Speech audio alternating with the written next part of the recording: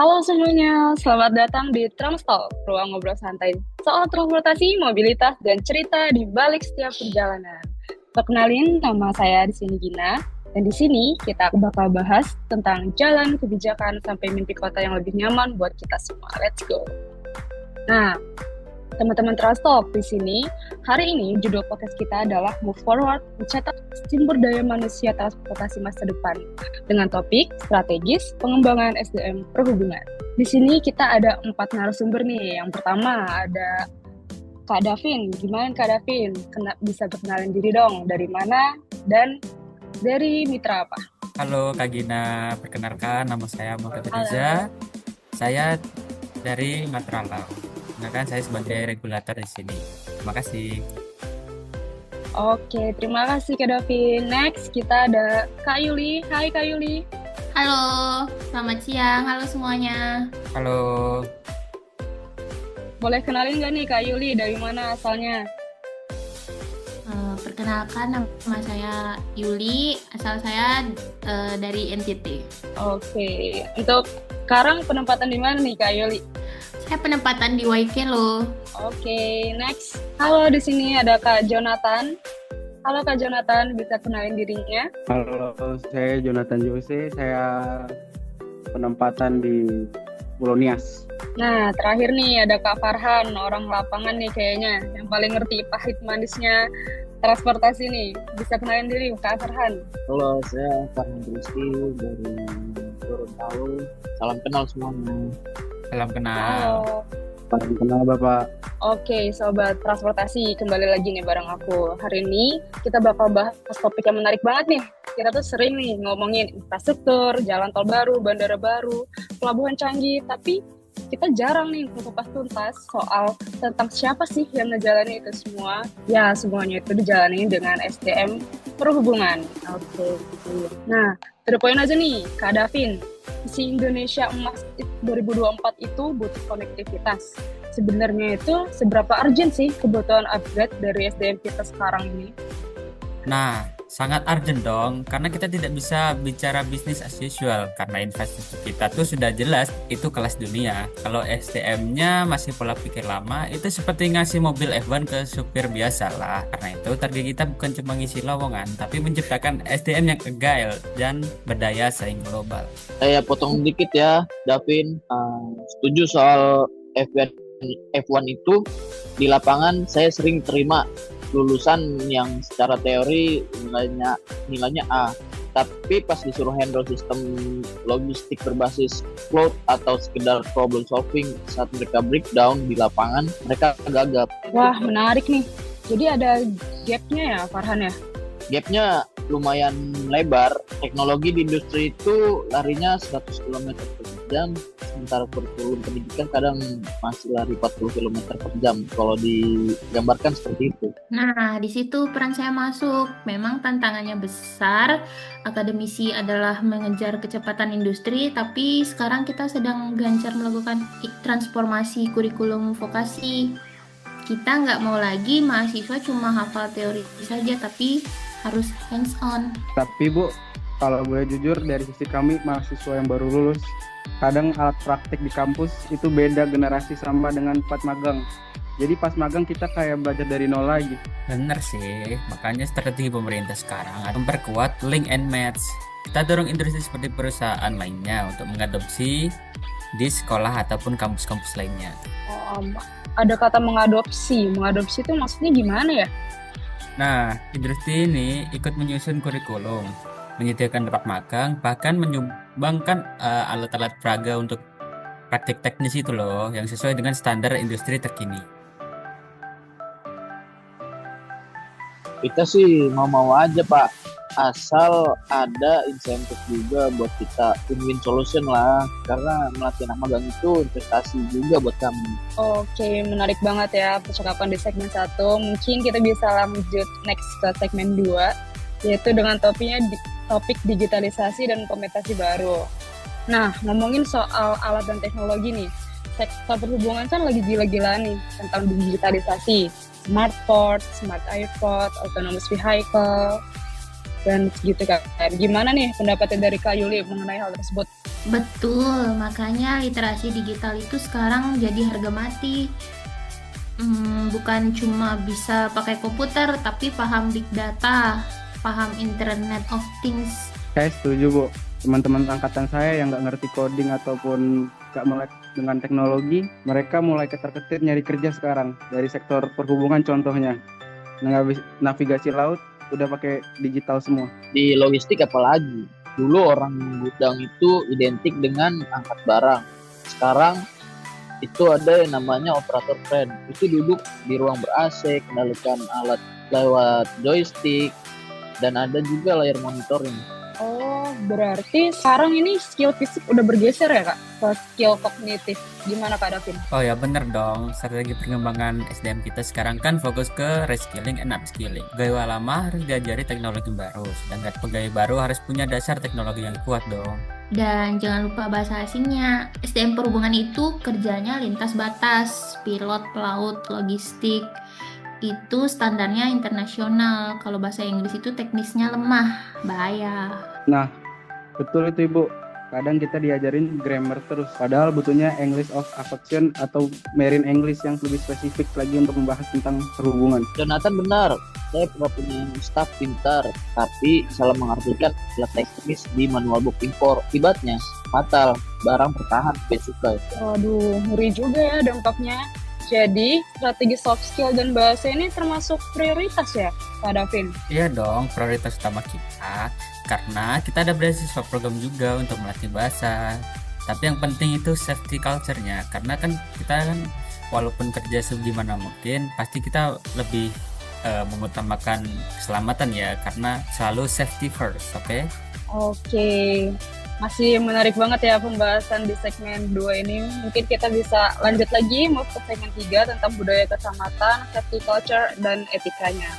Safety culture ini menarik banget, seringkali kecelakaan transportasi dibilang human error. Nah, gimana nih pendapat Kak Davin tentang human error itu? Nah gini loh, human error itu ujungnya saja, tapi akarnya itu adalah masalah disiplin dan etika.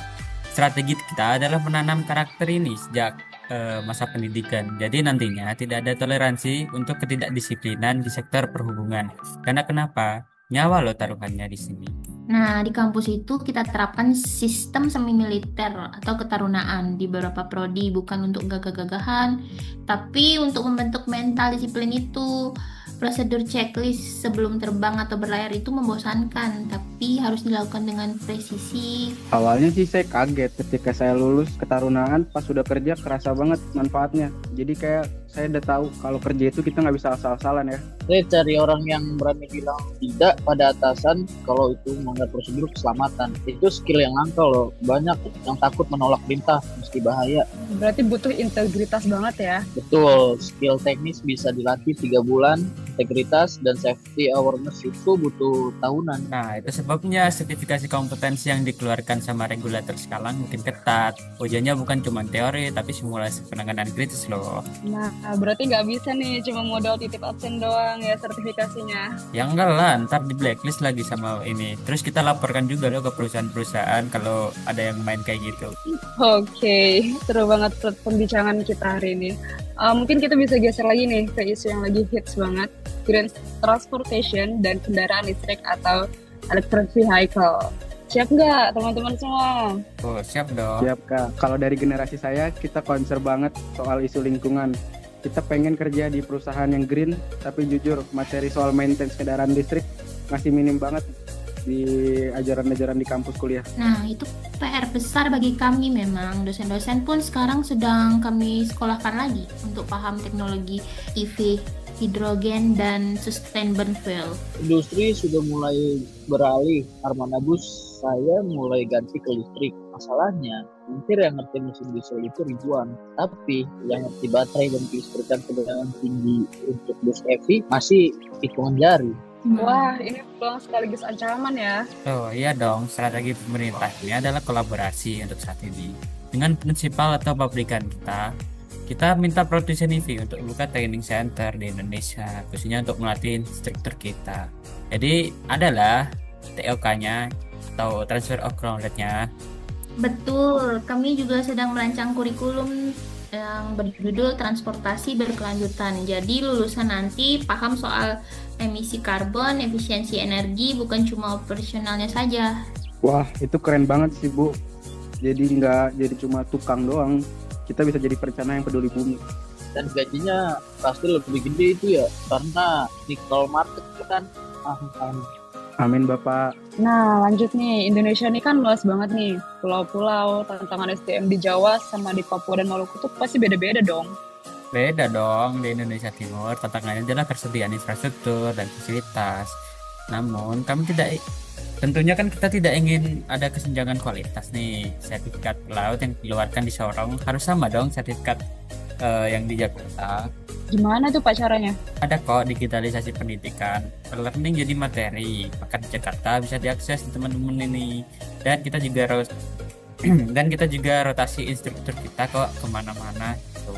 Kami juga bikin program pertukaran taruna, biar yang dari Jawa tuh tahu tantangan ombak di timur dan sebaliknya, biar wawasan Nusantaranya tuh dapet.